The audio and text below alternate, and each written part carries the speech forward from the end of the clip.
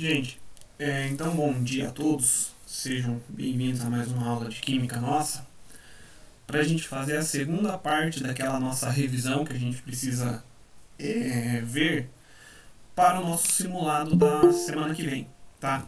Então aqui a gente vai ver o restante dos conteúdos que serão cobrados em nosso simulado e que ficaram faltando na nossa aula passada, tá? Lembrando a vocês, eu estou fazendo a gravação da nossa aula para depois eu poder postar lá na sala de aula de vocês, lá no Google Classroom, o vídeo, né, para aqueles que não puderam participar da nossa revisão. Tudo bem? Então vamos lá, gente. O que a gente vai ver hoje?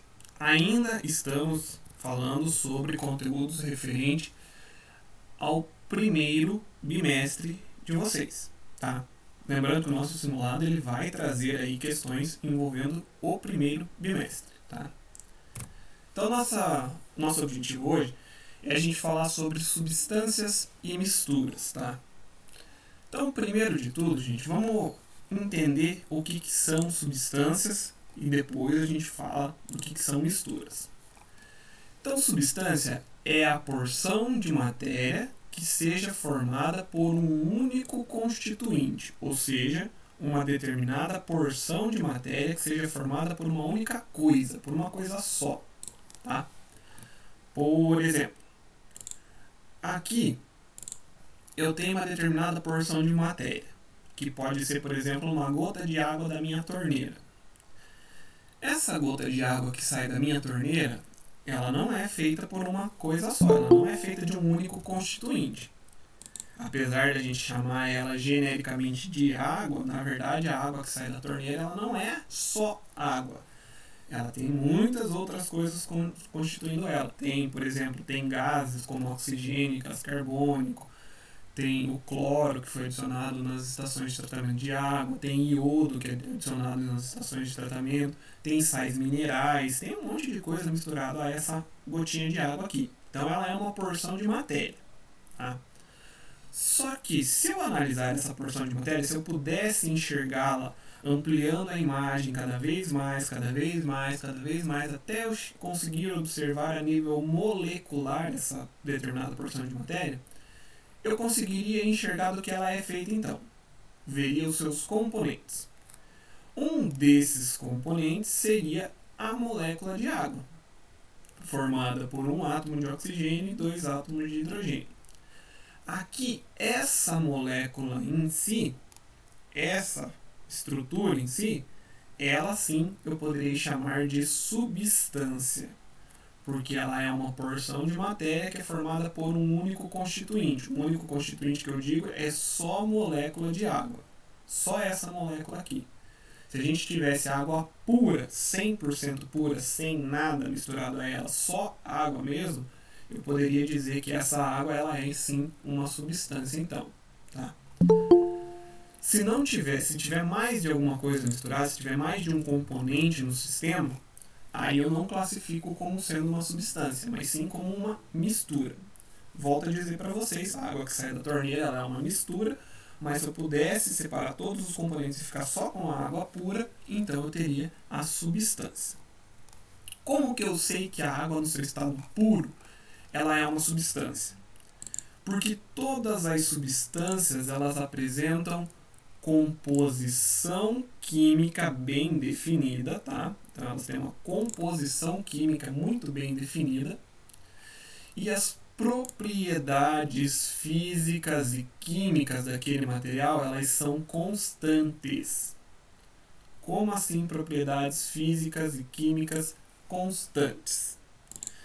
Primeiro de tudo, gente, quando eu falo aqui que a composição química é bem definida, quando eu falo assim, a água é formada por dois átomos de oxigênio e dois átomos de hidrogênio, se essa gotinha aqui fosse só água, água pura, eu só encontraria esses elementos químicos nela, só oxigênio e hidrogênio, e sempre nessa proporção, um oxigênio para dois hidrogênios, tá? Se eu encontrasse qualquer outro tipo de elemento químico aqui que não fosse oxigênio e hidrogênio, já não é mais água pura, é uma mistura de água e mais alguma coisa. Tá? Por isso eu falo aqui que então as substâncias têm uma composição química definida. Segundo, Diz aqui também que as substâncias têm propriedades físico-químicas constantes. O que isso significa? Se eu pegasse aqui essa porção de matéria aqui e ela fosse água pura, quando eu aquecê-la a nível do mar, ou seja, lá, se eu estivesse lá na praia e eu estivesse fervendo essa água pura, ela ferveria a 100 graus Celsius. Exatamente a 100 graus Celsius. Se eu estivesse resfriando ela, ela congelaria a 0 graus Celsius. Tá?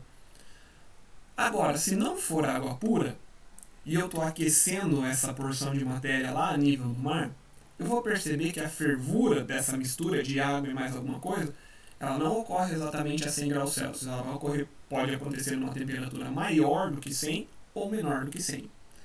Da mesma forma, ela não vai congelar exatamente a 0 graus Celsius. Ela pode congelar numa temperatura menor que 0 ou um pouco acima de 0, dependendo do que estiver misturado com a nossa substância química aqui, do que estiver formando a mistura com a água, tá?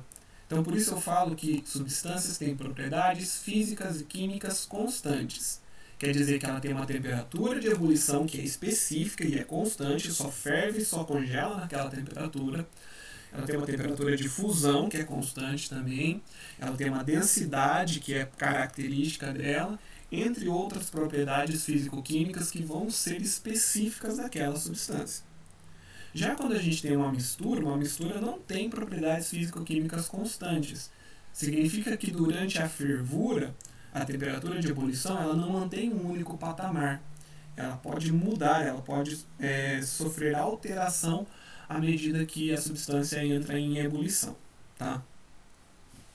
Aí as substâncias químicas que são puras, a gente classifica elas basicamente em 2 grupos. Em substâncias simples e em substâncias compostas.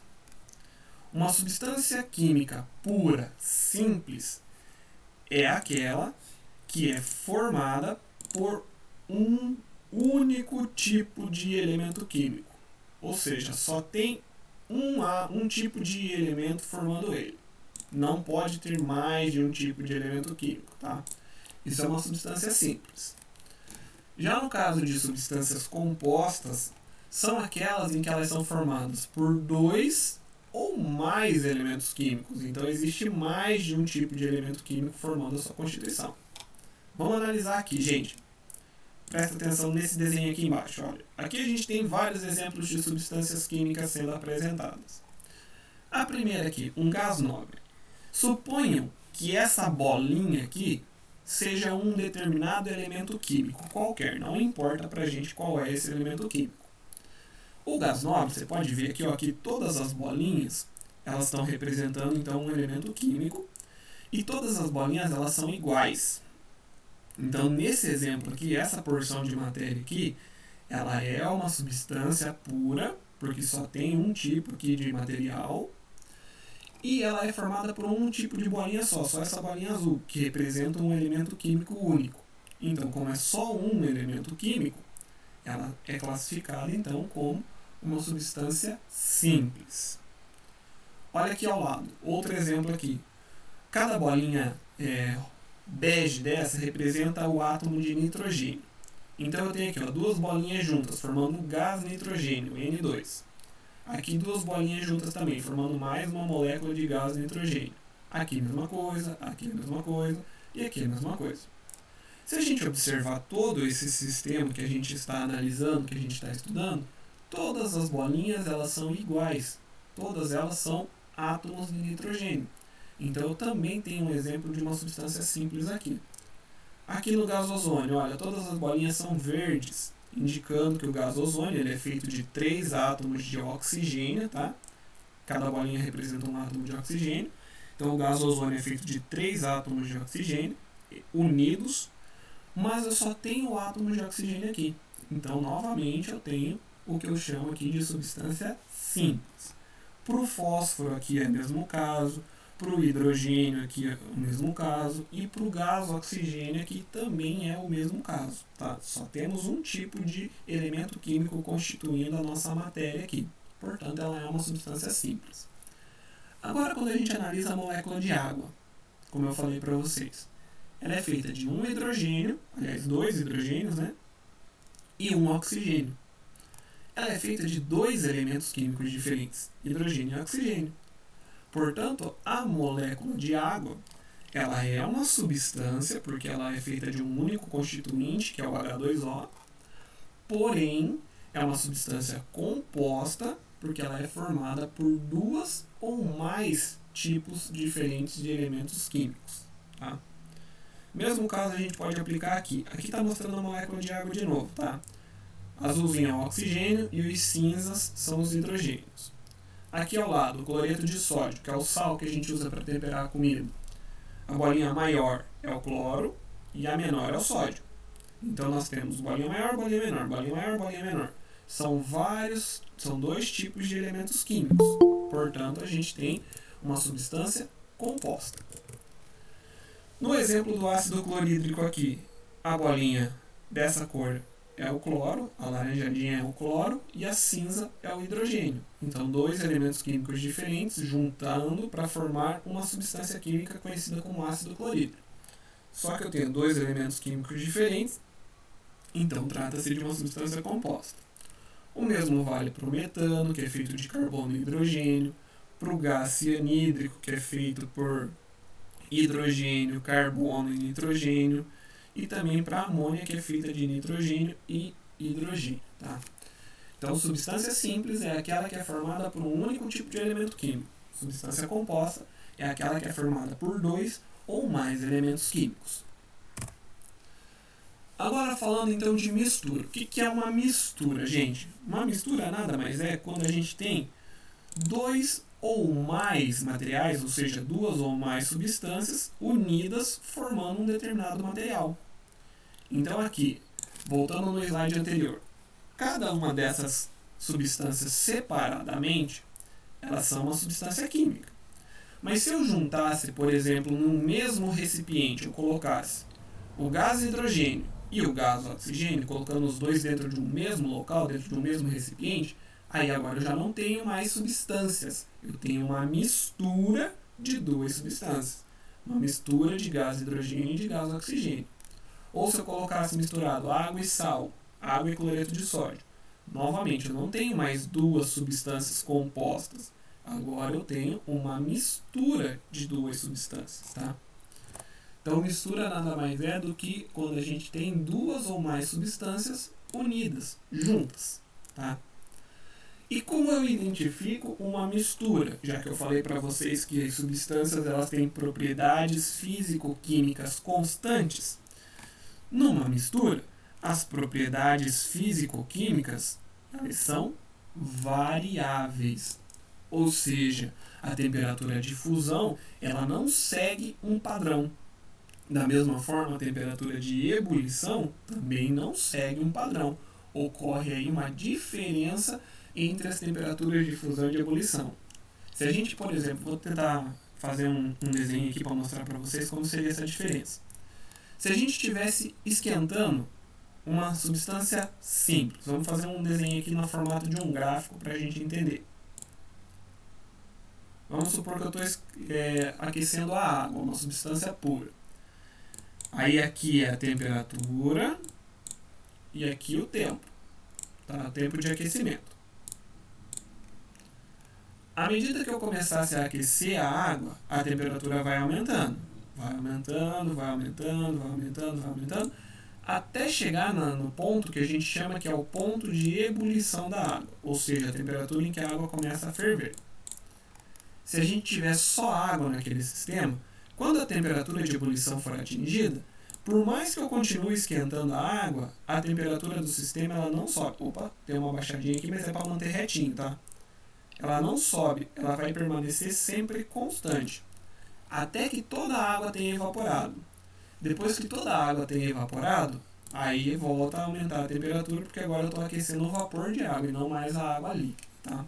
Isso é característica de uma substância pura. Quando a gente tem uma mistura, por que as propriedades físico-químicas elas são variáveis? Numa mistura, gente, quando a gente está analisando a curva de aquecimento dela, agora imagina que eu não tenho mais só água, eu tenho água misturada com alguma coisa. Eu começo a esquentar a água, ela vai ferver. E aí eu estou verificando a temperatura dela. Quando ela começa a ferver, a temperatura ela não para de subir, ela continua subindo numa velocidade menor, mas ela continua aumentando. Aí até que toda a água tenha evaporado e volta a subir mais rápido de novo, tá? Percebam a diferença então. Para uma substância simples, a temperatura de ebulição ela permanece constante. Para uma mistura, a temperatura de ebulição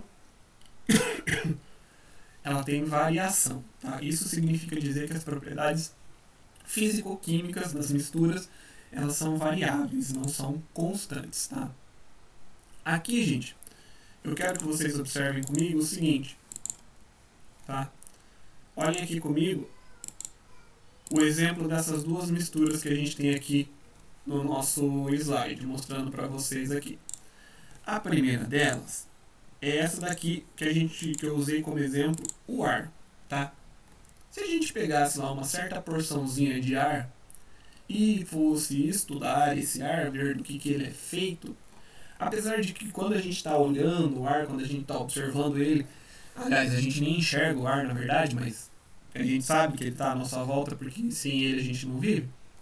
Mas quando a gente observa o ar, parece que é tudo uma coisa só, não é verdade? Mas se a gente for analisar a composição do ar, nós veremos que o ar ele é formado 78% do ar que a gente respira, que está à nossa volta, é feito de um gás chamado de nitrogênio. 21% do ar que está à nossa volta é feito de outro gás chamado oxigênio, que é o mais famoso deles, né?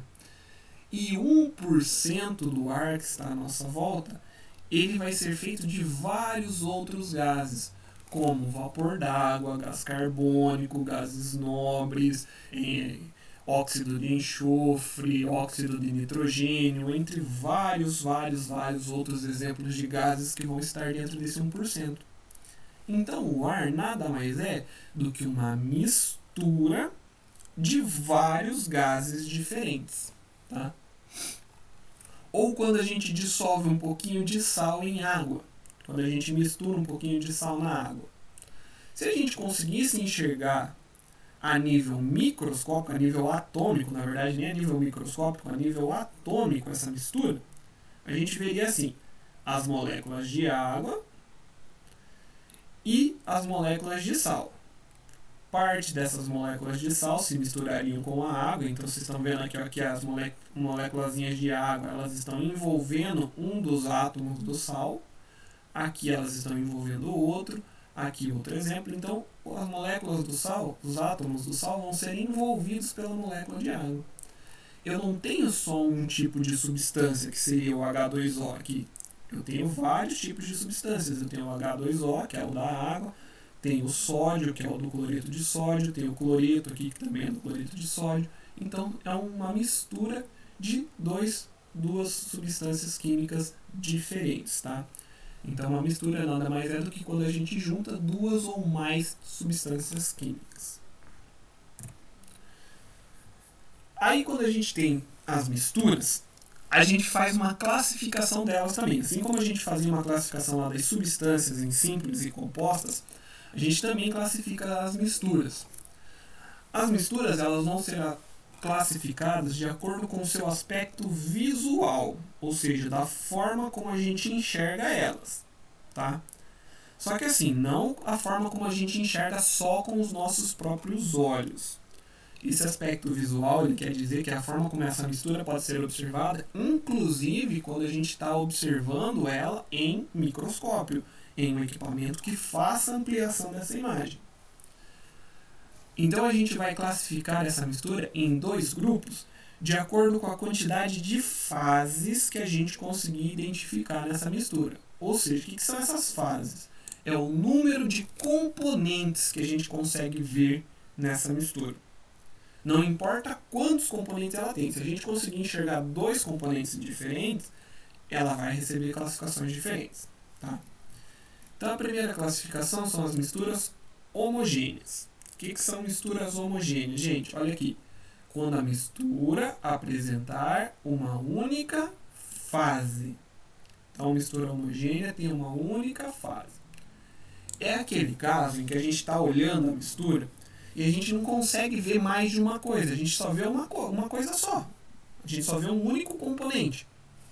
Por exemplo, olha aqui, nesse primeiro exemplo aqui, onde a gente tem um exemplo de uma mistura de água e açúcar. Quando a gente mistura água e açúcar lá no nosso dia a dia, a gente vai olhar aquele sistema ali, eu sei que tem água e açúcar, porque fui eu que fiz a mistura.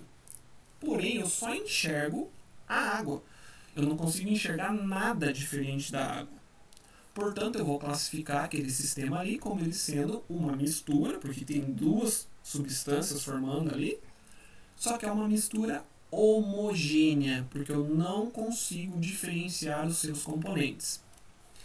O mesmo exemplo que eu falei para vocês do ar. O ar à nossa volta. Quando a gente olha o ar à nossa volta, se for um ar que não esteja poluído, obviamente, ele vai ser formado por gases, nitrogênio, 78%, oxigênio, 21% e 1% de demais gases que vão estar presentes no ar. Mas apesar de ser uma mistura de vários gases diferentes, eu não vejo esses gases, eu vejo uma coisa só que é o ar. Aliás, eu nem vejo essa coisa só, tá? Então o ar ele também é um exemplo de mistura homogênea. Na verdade, gente, mistura de qualquer gás, não precisa ser o ar não. Qualquer mistura gasosa é sempre homogênea. Tá? Ou como exemplo ainda, esse caso aqui, ó, uma barra de ouro. As barras de ouro, geralmente elas não são feitas de ouro puro. Tá? Porque o ouro puro, ele é bastante molinho, ele é maleável, ele quebra facilmente. Tá? Geralmente as barras de ouro elas são uma liga metálica feita de ouro e cobre, tá? Geralmente numa proporção aí onde o ouro vai representar cerca de 75% da mistura e o cobre representa 25%, tá? Então é 3 partes de ouro para 1 parte de cobre.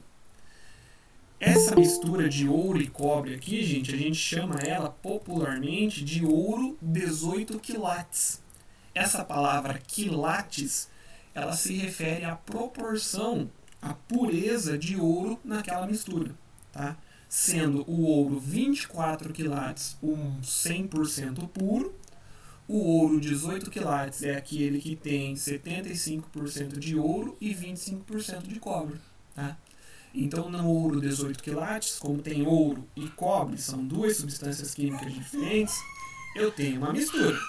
Só que quando a gente observa aquela mistura, eu não identifico seus componentes. Eu vejo uma única fase. Por isso, exemplo de mistura homogênea. E como último exemplo, o aço.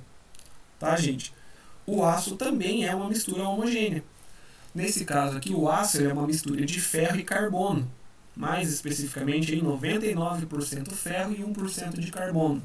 Mas são duas substâncias químicas diferentes que formam um material que a gente conhece como aço, um material super resistente. Diferente do ferro, que também é um material resistente, mas ele enferruja muito fácil, enquanto o aço não enferruja.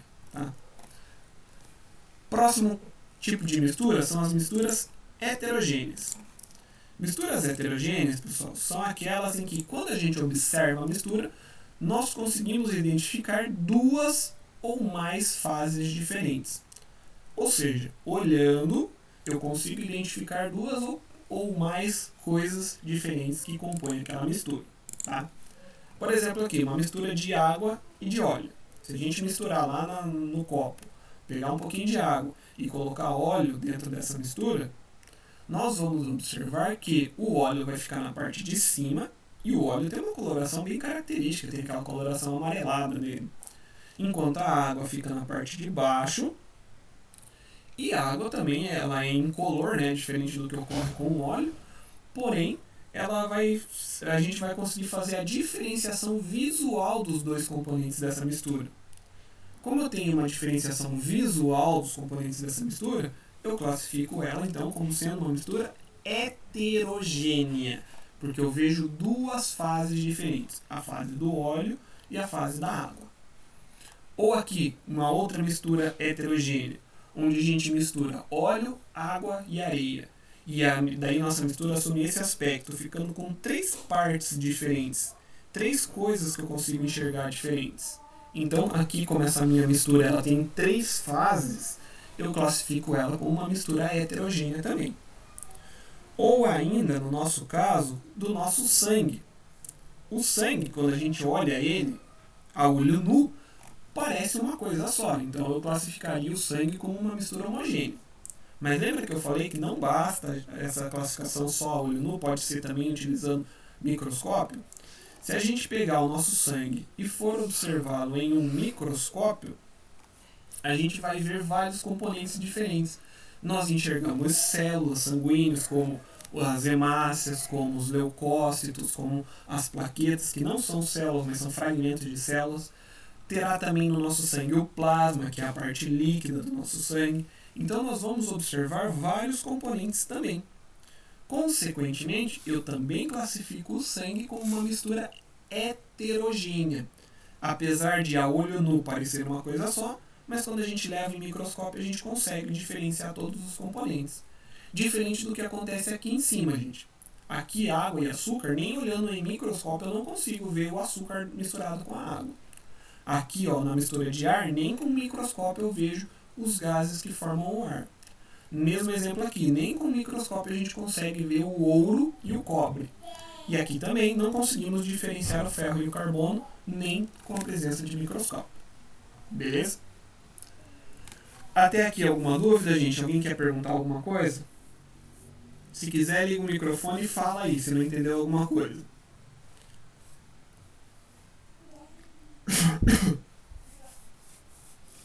Tudo tranquilo? Então eu vou pra frente, tá? Vamos lá. Agora a gente vai falar de processos de separação de misturas. Ou seja, como é que a gente faz para separar as substâncias que formam uma mistura? Como que a gente consegue separar os dois? Como que separa o sal da água? Como que separa o óleo da água? Como que separa o ferro lá do carbono? Ou como que se separa o cobre do ouro, por exemplo? Tá? Para a gente falar de processos de separação de mistura, eu coloquei aqui para vocês na tela uma notícia que saiu na revista super interessante, mais especificamente no caderno chamado Ciência Mundo Estranho. A pergunta ali diz assim: como o sal é extraído do mar? Gente, vocês sabem me dizer como que o sal é retirado da água do mar? Alguém sabe dizer aí qual que é o processo utilizado para separar o sal da água do mar? Quem sabe? Fala aí pra mim. Evaporação da água. Quem falou? Fala o nome pra mim que eu não tô... Evaporação da água. Não, mas quem falou? O nome.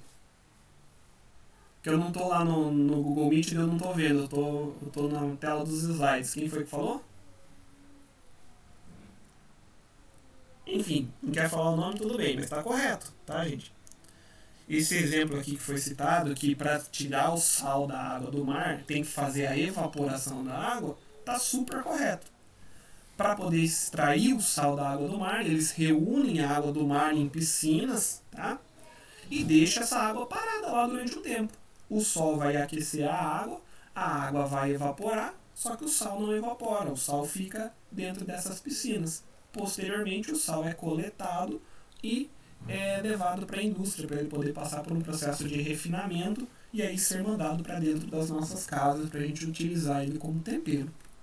O que nós vamos falar agora são esses processos que envolvem a separação de misturas, desde esse exemplo da separação da água e do sal e todos os demais exemplos que existem. Então, o que é uma separação de misturas? Separar uma mistura nada mais é do que isolar os seus componentes, ou seja, isolar as substâncias que formam essa mistura, tá? Então aqui, ó, vamos grifar essa palavra aqui, que separação de misturas é isolar uma ou mais substâncias que compõem essa mistura que a gente está falando, tá? Então vamos falar lá. Primeiro a gente vai começar falando de separação de misturas que sejam feitas de materiais sólidos, tá? Separação de misturas onde os componentes eles são sólidos. O primeiro exemplo é a catação. Catação, então, é um método manual para fazer a separação de vários sólidos. Por exemplo aqui, gente, vocês, acho que são muito novos, vocês nunca devem ter vivenciado isso. Mas quem tem aí avós, quem tem conhecidos aí que vivem no sítio e plantam feijão para próprio consumo, já deve ter observado esse processo acontecendo. Quando a gente compra o feijão no mercado, ele já vem limpo, já vem pronto para ser utilizado, para ser cozido e para a gente comer ele. Agora, quando colhe-se o feijão lá na lavoura, e daí vai se utilizar ele nas casas, lá nas residências, no meio rural principalmente, esse feijão ainda não está pronto para o consumo, ele precisa ser separado, porque junto com o feijão geralmente vem pedra, vem palha, vem sujeira, vem alguns insetos, então tudo isso precisa ser separado antes de cozinhar o feijão. Como que a dona de casa lá, como que o senhor lá que mora no espaço rural ele faz essa separação? Ele espalha o feijão em cima de uma mesa e ele começa a separar com a mão, tirando o feijão, coletando o feijão e todas as impurezas ele vai separando, deixando em cima da mesa. Tá? Esse é um método manual de separação de dois sólidos chamado de catação. Ou ainda o que acontece em usinas de reciclagem, onde a gente tem trabalhadores que ficam separando o lixo doméstico de acordo com a sua composição. Com a mão eles pegam, tiram o que é plástico, tiram o que é metal, tiram o que é papel. Então eles fazem a separação dos componentes do lixo para que possa ser reciclado. Tá?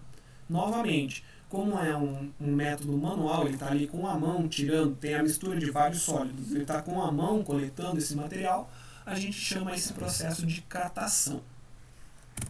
O segundo é a levigação. A levigação, ela separa dois sólidos de acordo com a sua propriedade da densidade, fazendo assim com que o material que é menos sólido, ele seja arrastado por uma corrente de água e seja levado embora, e o material que é mais sólido, ele não seja arrastado pela água e ele fique armazenado no recipiente que é usado para fazer a levigação. Esse processo de levigação, gente, ele era muito utilizado, ainda é muito utilizado no garimpo de ouro, tá? Quando as pessoas estão garimpando ouro lá, o que eles fazem? Eles geralmente coletam dentro dessa vasilha aqui que se chama bateia, coletam o fundo do rio. Pegam lá um monte de coisa, um monte de areia do fundo do rio, quando eles estão fazendo a extração de ouro do fundo do rio, tá? Quando é a extração em mina é diferente. Aí quando eles coletam a areia, eles colocam um pouco de água dentro da bateia e viram essa bateia para que a água escorra e junto com a água seja levada a maior parte das impurezas, que são menos densas, e aí vão ser carregadas pela água. Enquanto o ouro, que é mais denso, né, que é mais, a densidade dele é maior, ele não é carregado pela água e ele fica armazenado dentro desse recipiente, dentro da bateia. Obviamente, quando o cara dá sorte de conseguir pegar ouro junto com a areia, o que não é sempre o que acontece, né? O terceiro processo de separação de dois sólidos é a ventilação. A ventilação é um processo muito parecido com a levigação. O processo é o mesmo, tá? Separação de dois sólidos, um com densidade menor, de outro com densidade maior. A diferença agora é que a gente não vai mais usar uma corrente de água para separar esses dois sólidos, mas sim uma corrente de ar. É uma lufada de ar que vai fazer essa separação. Por exemplo aqui, esses dois exemplos. O primeiro aqui, uma senhorinha lá nos países asiáticos, fazendo a levigação do arroz. E aqui uma mulher, não sei de onde ela é, mas provavelmente deve ser aqui no Brasil, fazendo a levigação do café. Tá? Levigação não, ventilação, desculpem. A ventilação do café. O que elas fazem? Elas colocam aqui dentro dessa peneira delas todo o material que elas coletaram. O arroz, né, misturado com palha, com casca e um monte de outras coisas. E aqui o café também misturado com folhas, com palhas e com casca. Aí elas chacoalham essa peneira delas e jogam o material para cima. Quando o material é jogado para cima, as correntes de ar, o vento, vão arrastar geralmente os sólidos menos densos, a palha, as folhas e etc. E o arroz em si, o café em si, eles vão cair de volta dentro da peneira da mulher, porque eles não são arrastados pelo vento. Tá? Esse processo é chamado de ventilação. O quarto processo é a peneiração. Esse acho que todo mundo já deve ter visto sendo feito, né? A peneiração nada mais é do que passar dois sólidos com tamanhos diferentes, que tenham um tamanho mesmo, propriamente dito, diferente, passar eles por uma malha, onde na malha fica retido o sólido que tem o tamanho maior, e aquele que tem o tamanho menor consegue passar pelos poros da malha, então assim fazendo a separação dos dois. Tá? Como, por exemplo, isso é muito feito em construção civil. Quando precisa separar a areia, que vai ser utilizada para fazer o cimento para a construção, das pequenas impurezas que vêm junto com a areia, como pedrinhas, folhas e etc. Porque o cimento que vai ser usado na construção, principalmente aquele que é usado para assentar os tijolos, ele tem que ser feito com uma areia bem pura, tá? Não pode ser uma areia que tenha sujeira junto com ela. Por isso, senão geralmente começa a causar muita rachadura nas paredes. Tá? Por isso eles fazem a peneiração da areia antes de iniciar a construção. Tá? Coloca aqui dentro a areia, chacoalha a peneira, a areia vai conseguir passar pelos poros da peneira, porque ela é bem pequenininha, enquanto pedras, folhas e outras coisas ficam retidas dentro da peneira e ele joga fora esse material. O quinto processo de separação de sólidos, ele é conhecido como flotação. Na flotação, utiliza-se também a diferença de densidade entre dois sólidos. Só que agora a gente vai utilizar a água para separá-los. Só que não é igual à levigação, porque na levigação a água arrasta um dos sólidos e o outro não. Aqui não, aqui os dois sólidos vão estar dentro de um mesmo recipiente e quando acrescentar a água vai separar esses dois sólidos, fazendo com que um fique em cima, que boie sobre a água, e o outro fique embaixo, fique no fundo do recipiente. Como, por exemplo, a gente tem uma mistura aqui de serragem e areia.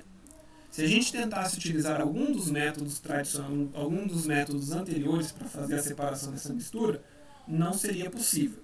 Tá? Então, o que a gente pode fazer para separar a serragem da areia? Acrescentar água nesse copo. Quando é acrescentado água, a serragem, como ela é menos densa, ela vai boiar sobre a água. E a areia, como ela é mais densa, ela vai afundar na água. Então nós vamos formar uma mistura heterogênea contendo 3 fases: serragem, água e areia. Aí dá para tirar a serragem com uma peneira, por exemplo, pega com a peneira e tira a serragem e você vai ficar só com água e areia. E a gente já vai ver como é que faz para separar a água da areia. Tá? Ou ainda, aqui tem esse exemplinho aqui, esse desenho aqui, gente, mostrando a flotação que ocorre lá nas estações de tratamento de água. Por exemplo, lá na SAMAI, gente. Lá na SAMAI tem um aparelho chamado flotador, e nesse flotador ocorre esse processo de flotação para separar a sujeira da água propriamente dita. O que eles fazem? Eles colocam a água através de um cano aqui dentro, tá? A água vai entrar nesse recipiente, nessa piscina aqui, através de um cano. Essa água tem sujeira, lama, areia e um monte de outras sujeiras que vão estar dentro delas. Aí embaixo desse tanque eles têm tipo um respirador que fica soltando bolhas dentro da água. Essas bolhas pegam a sujeira maior e carregam ela lá para cima da água e deixam elas boiando sobre a água. Aí aqui vai ter um outro cano que capta a água já sem sujeira. E daí vai passar por outros processos ainda de separação de misturas antes de serem enviados para as nossas casas. Um quinto processo aí de separação, sexto, né? Sexto processo de separação de misturas de dois sólidos é a separação magnética. A separação magnética, a gente vai utilizar as propriedades magnéticas dos metais para fazer a separação de dois sólidos. Nessa separação magnética, geralmente utiliza-se um ímã. O ímã ele vai atrair os sólidos que tenham propriedades magnéticas e os sólidos que não tiverem propriedades magnéticas geralmente vão ficar retidos, não vão ser atraídos pelo ímã. Por exemplo, olha, essa separação magnética ela é muito utilizada em ferro velho. Lá no ferro velho o cara junta lá uma pilha de um monte de entulho que ele comprou. Vem aqui nesse entulho vem alumínio, vem ferro, vem cobre, vem um monte de materiais. Aí ele utiliza um ímã gigantesco, um eletroímã, né, gigantesco, e passa sobre essa pilha de entulho. Os materiais que forem metálicos, como por exemplo ferro, eles vão ser atraídos pelo ímã e vão grudar aqui no ímã. Assim ele consegue separar o ferro dos demais componentes que vão estar nessa pilha aqui. Ou no exemplo que esse estudante fez aqui, provavelmente durante uma aula de química, onde ele misturou pó de ferro com areia. Aí vocês estão vendo que aqui pro lado de fora do potinho ele colocou um ímã, e o ímã atraiu o pó de ferro, tá tudo grudadinho aqui, ó, vocês estão vendo que eles estão formando até umas pilhas aqui, umas pontinhas, o pó de ferro, e a areia está ficando aqui, ó, no canto do recipiente, tá? Então, isso é um outro exemplo de separação magnética, tá? Agora vamos falar de separação de sólidos e líquidos. Ou seja, tem uma mistura de um sólido e de um líquido e eu preciso fazer a separação dos dois. Como que a gente faz essa separação? Primeiro deles, decantação. Como que é feita essa separação por decantação? Então imagina aqui uma mistura de água e terra, por exemplo. Se eu deixar essa mistura parada, devido à ação da gravidade, como a terra ela tem uma densidade maior do que a água, a tendência é que a terra comece a se acumular tudo no fundo do copo e a água fique mais para a parte de cima. Então eu separei os dois compostos aqui. E depois, para eu tirar a água, a gente pode só virar o recipiente para coletar a água, fazer com que a água derrame em outro recipiente, com cuidado, né? Porque se eu chacoalhar vai misturar tudo de novo. Ou então eu utilizo uma mangueira. Uma mangueirinha, colocando um copo num nível mais alto, o outro no nível mais baixo. Esse processo aqui é chamado de sifonação, tá? A gente faz muito quando a gente quer tirar a gasolina do carro. Coloca um recipiente numa parte mais alta, o outro numa parte mais baixa, uma mangueira interligando os dois e suga um pouquinho de água. Quando a gente sugar esse pouquinho de água, o restante vai vir de maneira natural. Tá? Ou também a decantação também ocorre lá na estação de tratamento. Lembra que eu falei primeiro vai ocorrer a flotação nos tanques de flotação, que é esse tanque aqui. Aí depois vai ocorrer a decantação. A decantação, o material que já foi separado uma primeira vez aqui na flotação, vai ser passado para um novo recipiente, para uma nova piscina, onde a água vai ficar só parada. Nessa água aqui que vai ficar parada, o que é sujo vai se depositar no fundo do recipiente e a água já sem as impurezas, né, sem as impurezas maiores, vai ser coletada e mandada para outro recipiente. E aqui vai ocorrer mais um processo de separação que a gente já vai falar dele. Segundo exemplo de separação de sólidos de líquidos é a centrifugação. Na centrifugação a gente vai... É o mesmo processo da decantação, tá? A separação envolve o mesmo processo, diferença de densidade e ação da gravidade. A diferença é que agora a gente vai utilizar um equipamento chamado de centrífuga. Essas centrífugas, elas giram o material que precisa ser separado em uma velocidade bem alta, fazendo com que ocorra uma aceleração no processo da separação, porque a decantação ela é demorada. Já na centrifugação, ela ocorre rapidamente. Por exemplo, aqui nesse desenho aqui mostrando uma microcentrífuga, que é um aparelho utilizado em laboratório, principalmente em laboratório de análise de sangue, que é utilizado para separar o nosso sangue, que eu falei para vocês que é uma mistura heterogênea. Quando o nosso sangue é submetido a essa máquina, ele é separado em partes. Essa parte amarelinha que é a parte líquida do nosso sangue, que a gente chama ela de plasma, e essa parte vermelhinha que vai ficar embaixo, que é a parte sólida do nosso sangue, onde ficam as células, principalmente hemácias, glóbulos brancos e outras células do nosso corpo também, tá? Do nosso sangue. Ou ainda, sem precisar falar aí do laboratório, agora falando das nossas casas, o que ocorre lá na máquina de lavar roupa. Quando a gente tem lá na máquina de lavar roupa, como que é o princípio de funcionamento da máquina de lavar roupa? Por que ela tira a sujeira da roupa? Quando a gente mistura a roupa suja com a água, o sabão vai retirar a sujeira da roupa e vai misturar essa sujeira com a água. depois eu preciso retirar essa sujeira de dentro da máquina. Então a máquina vai começar a centrifugar, ela vai começar a girar a uma velocidade muito alta. A água e a sujeira elas saem da máquina através da mangueira lá de saída de água da máquina e vai ficar lá dentro só a roupa limpa. Tá? Então também é um exemplo de centrifugação. Terceiro exemplo aqui, filtração. Na filtração, nós vamos utilizar um filtro, que é um material semelhante a uma peneira, mas não é uma peneira, porque a peneira é utilizada para separar dois sólidos, tá?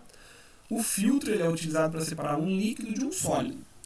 Quando passamos a mistura sólido e líquido pelo filtro, o líquido consegue atravessar os poros do filtro e o sólido fica retido, fica preso, tá? Como acontece em nossas casas quando a gente vai passar café. Quando a gente vai passar café, a gente joga a água aqui, o café fica aqui, o pó do café fica aqui, né? Aí a água consegue atravessar o filtro e o pó do café fica retido. Obviamente, não é uma separação 100% eficaz, porque passa um pouquinho de café também, por isso a água fica preta aqui embaixo, formando o que a gente chama de café, né?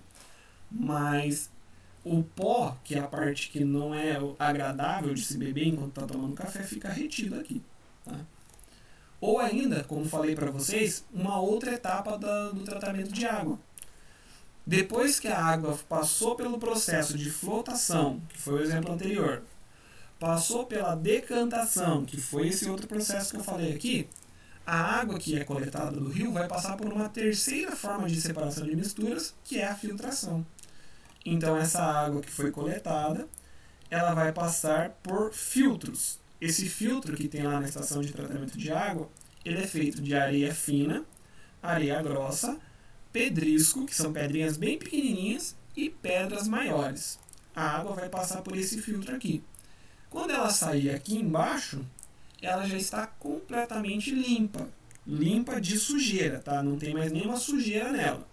Ela ainda não está pronta para o consumo porque ela pode ter bactérias, ela pode ter micro-organismos, mas sujeira em si ela já não tem mais. Aí ela é coletada e passada para tanques onde vai haver o tratamento dela para que seja eliminado esses micro-organismos. E o último exemplo foi o que falaram ali da separação da água do sal do mar, que é o processo de evaporação. Quando a gente coloca o sólido e o líquido sob a ação do sol, e devido ao aquecimento do líquido, o líquido, aqui eu coloquei retendo líquido, gente, está errado, tá? Eu escrevi errado no nosso slide. Aqui o líquido evapora. Ele retém o sólido, não o líquido. Tá? Então aqui retém o sólido. Então na evaporação o líquido evapora e é eliminado, enquanto o sólido fica retido, fica preso no local onde estava o recipiente. E assim separa a água do mar, por exemplo, do sal que vai ser utilizado para fazer o sal de cozinha que a gente utiliza como tempero em nossas residências, tá? E mais um exemplo aqui, o último, na verdade, exemplo de separação de sólidos e líquidos, é a destilação simples. A evaporação, que a gente viu nesse exemplo aqui, é um processo lento e demorado. Se eu quiser acelerar esse processo, eu posso fazer a destilação simples. Nessa destilação simples, a gente utiliza um aparelho chamado destilador, que é esse aparelho aqui, onde nós vamos colocar aqui o sólido, a mistura de sólido e líquido dentro desse aparelho, do balão de fundo redondo aqui. Vamos colocar aqui o sólido e o líquido. Aí, com uma chama, a gente vai aquecer essa mistura. Quando essa mistura for aquecida, o líquido vai começar a evaporar bem rapidamente, bem mais rápido do que se fosse sob a ação do sol. Então, o líquido sai por aqui. Depois ele é captado por essa mangueirinha aqui, passa por dentro de um condensador. Por dentro desse condensador vai ter água passando por dentro dele. Aí a água resfria o líquido que está passando aqui na forma de vapor. Quando o líquido resfria, ele volta a ser líquido e é captado dentro desse outro frasco aqui. Começa a pingar dentro desse outro frasco. Então aqui vai ficar só o sólido e aqui o líquido que estava misturado aí. Tá? Agora a separação de dois líquidos. Quando a gente fala em separação de uma mistura feita de dois líquidos, O primeiro processo que a gente pode utilizar é o que eu já falei dele, destilação simples. Colocamos os dois líquidos aqui dentro, aquece os dois líquidos. Quando começar a ferver, um dos líquidos vai evaporar primeiro, o outro vai evaporar só depois. Por exemplo, se eu colocar aqui dentro água e álcool e aquecer os dois, o álcool vai evaporar primeiro, aí ele é coletado pelo condensador e começa a ser captado dentro desse recipiente. Enquanto todo o álcool não tiver evaporado, a água não começa a evaporar também. Tá? A água só vai iniciar a evaporação depois que todo o álcool tiver evaporado. Tá? Segundo exemplo, decantação por funil. A gente precisa de equipamentos de laboratório, como esse suporte, esse balão aqui chamado de funil de decantação e um recipiente para fazer a coleta, que pode ser qualquer um deles. Aí a gente coloca dentro do funil de decantação uma mistura de dois líquidos que formam uma mistura heterogênea, por exemplo, água e óleo. Daí eu quero separar os dois. Nessa mistura heterogênea, o óleo fica em cima, porque ele tem densidade menor, e a água fica embaixo, porque ela tem densidade maior. Esse funil de decantação ele tem uma torneirinha aqui. Quando eu abro essa torneira, a água vai começar a escorrer. E aí eu fico olhando aqui, até tiver acabado toda a água, eu fecho a torneira de novo e prendo o óleo aqui dentro e a água vai escorrer para dentro desse recipiente, tá? Fazendo a separação então dos dois líquidos. Terceiro é a destilação fracionada, tá, gente? A destilação fracionada é um exemplo muito parecido com a destilação simples, porém, destilação simples só serve para separar dois líquidos que estejam misturados. A destilação fracionada, ela serve para separar vários líquidos que estejam misturados. Vários líquidos, tá? Como, por exemplo, é o caso do petróleo. O petróleo ele é uma mistura de várias substâncias. É uma quantidade bem grande de substâncias que formam o petróleo. E como que é extraído essas substâncias do petróleo para ele poder ser utilizado lá como gasolina, para ele poder ser usado como gás de cozinha, para ele poder ser usado para formar o piche que vai ser usado no asfalto ou qualquer outra coisa, tá? Então coloca o petróleo dentro de um tanque. Dentro desse tanque, os canos que passam por dentro dele vão ser aquecidos a uma temperatura bem elevada. Aí o petróleo, quando ele passar aqui, ele vai estar superaquecido. Aí então, esse tanque aqui, essa torre de fracionamento, ela vai fazer com que o petróleo continue sendo aquecido. Aqui primeiro vai se depositar um material, que são os resíduos do petróleo, como que vão ser usados para fazer parafina, que vão ser usados para fazer asfalto e etc. O petróleo continuando sendo aquecido, ele vai formar uma mistura de gases agora. Aí esses gases vão passar para cá, para esse segundo recipiente. Aqui ele continua sendo aquecido em outras temperaturas. Aí esses gases, parte dos gases ficam aqui, parte sobem para a próxima etapa aqui. Aqui os gases vão ser aquecidos numa temperatura diferente. E aí vai separar o óleo lubrificante, que é usado no motor dos carros, e o restante da mistura passa para a parte de cima. Assim, em cada etapa aqui da destilação fracionada, o petróleo é aquecido a uma temperatura diferente, cada vez temperaturas maiores, até que então ele consiga fazer a separação de todos os componentes do petróleo, separando o petróleo em várias substâncias que serão usadas aí para fins diferentes. Pessoal, essa era a parte que a gente tinha que rever hoje, tá? A última parte da nossa revisão, falando sobre substâncias, misturas e separação de misturas. Agora a gente vai fazer uma atividadezinha, gente, para a gente finalizar a nossa aula. Primeiro, eu quero que vocês participem agora, vocês que vão responder. Relacionando a nossa primeira parte lá, diz assim: classifique as substâncias apresentadas abaixo em substâncias simples ou substâncias compostas.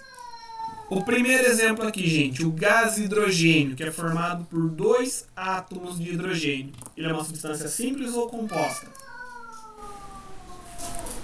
Substância simples. Muito bem. O gás carbônico aqui, o CO2, simples ou composta? Composta. Composta, muito bem. O nitrogênio aqui, simples ou composta? Simples. Simples, ótimo. A água, simples ou composta? Composta. Composta, muito bem. E o gás ozônio, simples ou composto? Simples. Simples, ótimo, muito bem. Lembrando lá, gente, só para recapitular. Substância simples é feita de um único elemento químico. Substância composta, dois ou mais elementos químicos, tá? Muito bem. Próxima atividadezinha. Analise os sistemas abaixo e classifique-os em misturas homogêneas ou misturas heterogêneas. Primeira mistura aqui, água com açúcar. Homogênea ou heterogênea? Homogênea. Homogênea, ótimo. Segunda mistura aqui, óleo e água. Heterogênea. Heterogênea, muito bem. Terceira mistura aqui, água e álcool. Homogênea. Homogênea, muito bem. Quarta mistura aqui, uma garrafa de água mineral. Homogênea. Homogênea também, muito bem. E essas misturas que os estudantes fizeram aqui durante a aula de química? Heterogênea.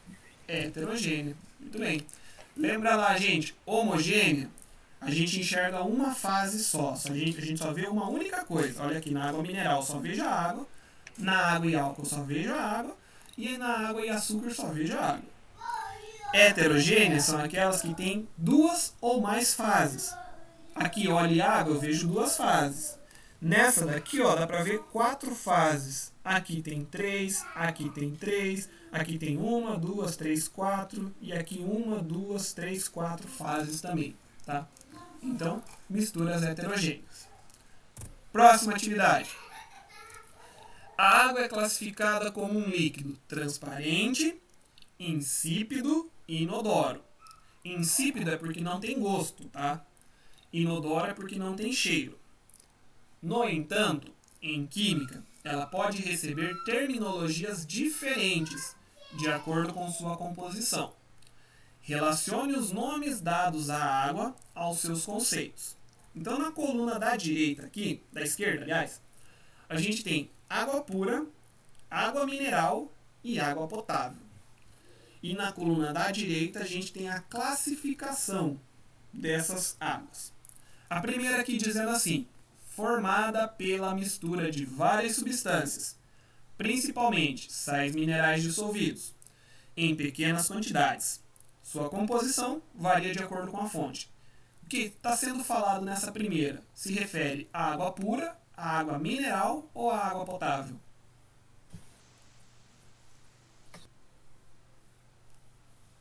Qual dessas três terminologias que a gente usa para se referir à água classifica uma mistura de várias substâncias formadas principalmente por sais dissolvidos em pequenas quantidades, e a composição pode variar de acordo com a fonte onde foi coletada a água? A mineral? Muito bem, água mineral. O segundo exemplo ali, substância formada apenas pelos átomos de hidrogênio e oxigênio. Pura. Pura. E última, água livre de agentes prejudiciais à saúde e pronta para o consumo humano. Potável. Potável, muito bem. Para a gente terminar, nossa última tarefa de hoje, nosso último exercício, tá? Suponha que precisamos separar a mistura apresentada no quadro ao lado, formada por sal, mouse, mexe aí, filho. Sal, limalha de ferro e areia. Precisamos separar todos os componentes desta mistura. Indique os processos de separação de misturas necessários, bem como os materiais obtidos em cada um deles. Então, olha aqui. Nossa primeira mistura é essa. Eu tenho misturado esses 3 componentes: areia, ferro e sal. Eu quero separar esses 3 de modo que eu obtenha o ferro separado e um outro componente depois. Qual que é o processo de separação de misturas mais indicados para eu aplicar para essa primeira mistura aqui, de sal, ferro e areia?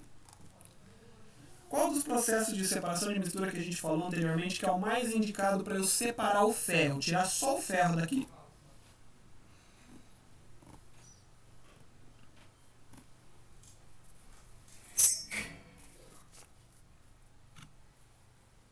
Hein, pessoal? Qual dos processos de separação de mistura é o mais indicado para eu separar só o ferro? Quero tirar só o ferro, deixar areia e sal juntos. Tá? Quero retirar só o ferro. Como que se chama aquele processo em que a gente usa as propriedades magnéticas dos materiais para separá-los? Alguém lembra?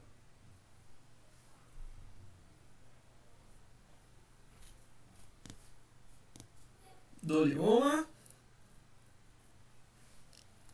Dou-lhe duas. Dou-lhe três.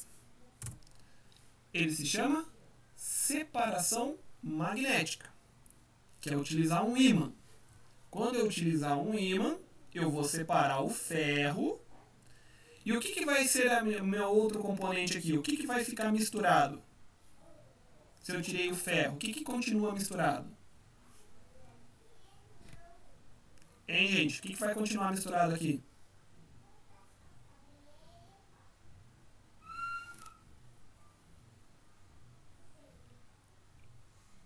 O que tinha misturado aqui em cima? Sal, ferro e areia. O que vai ficar misturado aqui, já que eu tirei só o ferro? Aqui vai ficar misturado. Vai lá, gente, é vocês que têm que falar. O que vai ficar misturado ali, gente? O sal e a areia. Muito bem. O sal e a areia ficam misturados aqui. Aí eu vou passar agora o sal e a areia por um processo de decantação. Eu vou colocar água para separar os dois. Quando eu colocar a água, eu vou ter aqui a separação da areia, né, que ela vai para o fundo do recipiente, e daí eu posso retirar ela. E eu vou ter uma nova mistura. A minha nova mistura vai ser feita do quê? Água e sal. Água e sal, muito bem. E daí agora, para eu separar a água e o sal, qual é o melhor processo que eu posso utilizar? A evaporação? Posso usar a evaporação. Vamos escrever com canetinha ali, porque não está escrito isso no slide. Mas pode ser a evaporação. Vou só colocar aqui evapo. Vocês sabem que é evaporação, tá? Mas que outro processo eu também posso utilizar, além da evaporação? Um processo que é mais rápido, que acelera a evaporação.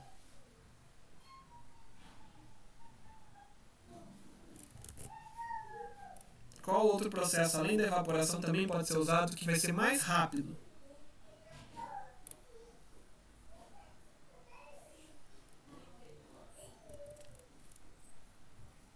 Como se chama aquela separação de mistura ali que a gente aquece para que o líquido evapore mais rapidamente?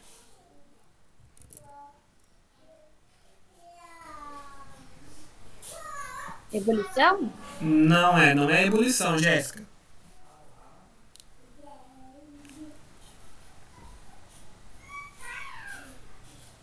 Que daí tem um recipiente que vai coletar o líquido, ele vai passar por um condensador para ele resfriar de novo e ser coletado por outro recipiente. Vamos voltar um pouquinho aqui. Como que se chama esse processo aqui, gente?